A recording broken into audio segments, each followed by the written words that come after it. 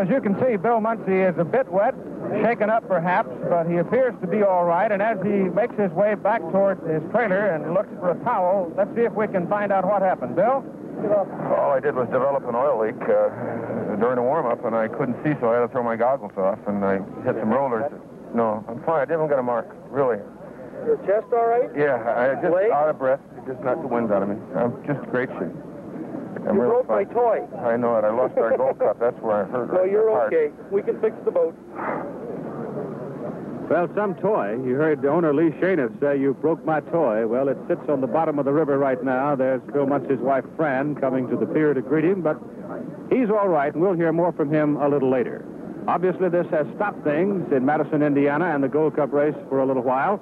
So while we're waiting for the action to resume here, we're going to reflect to an event seen earlier on ABC's Wide World of Sports, Bill Fleming and the International Motocross Motorcycle Race from Bay Mare, California.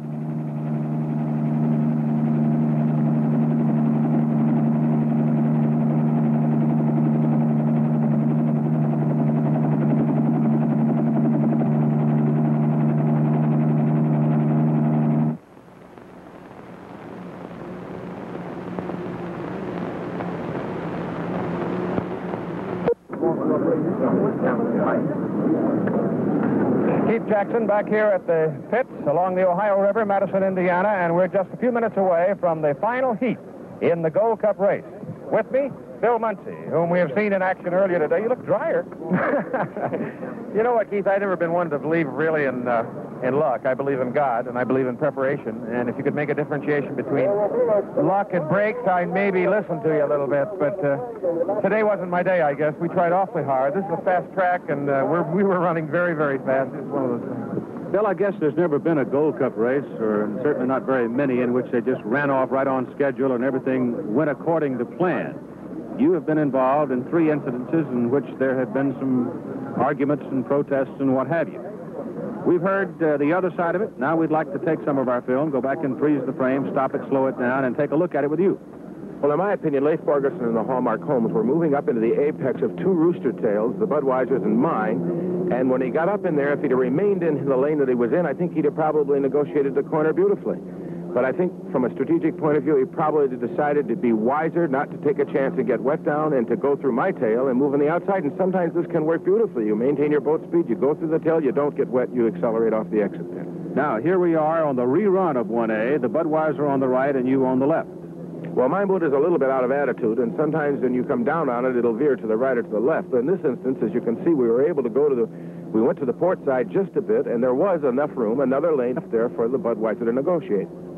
Heat 2B involving the Notre Dame and again the Budweiser. You're on the left, Notre Dame in the middle, and the Bud on the right. This is the only incident in which there was a penalty call.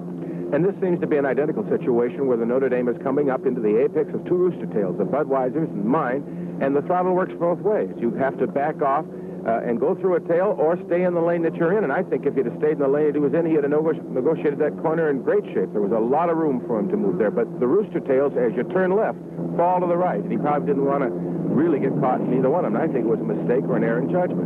Now, in 3B, the pay and pack was penalized a lap, also involving the Notre Dame. Well, it's an identical situation. Here, the pay and pack is free, and to the left, you can see plenty of room for the Notre Dame and Bill Sterrett to move, but he chose to go through the rooster tail, or he went a little too hot, couldn't maintain the radius, and was forced to go through the tail. All right, let's slow our picture down and take one more look at it. The Madison is tight on the buoy. Notre Dame is running last.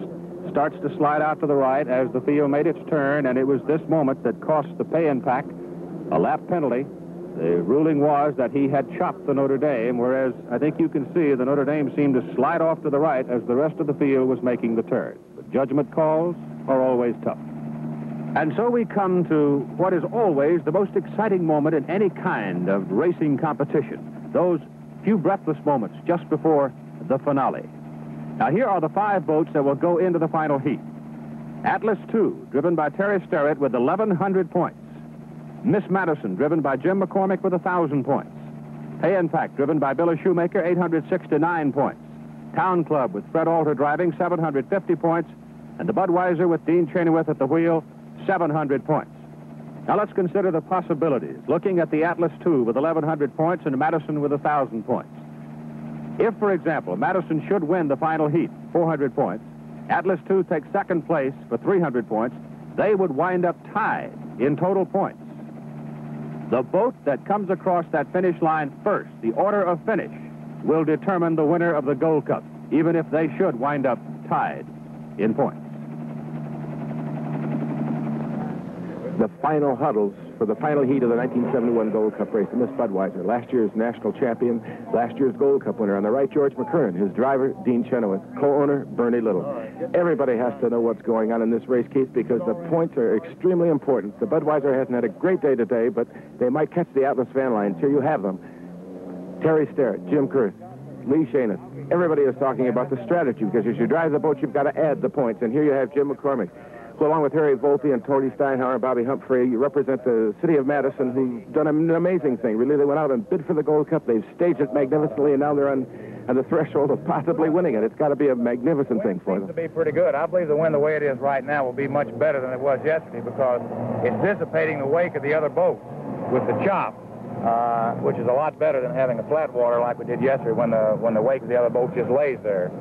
I didn't notice any bad holes any place around that time. Your acceleration coming out will be all right, you think? I think it's all right. It's not as good as it was with the 18-quarter wheel, but we know that. We got a little more shoe speed and a little less RPM. Okay, very good. Okay, Jim, let's go put down the trailer. Good luck. Okay, baby. And I'll guarantee you, if Miss Madison should win it, this countryside will erupt with joy. We'll have a look at the final heat of the Gold Cup in just a moment.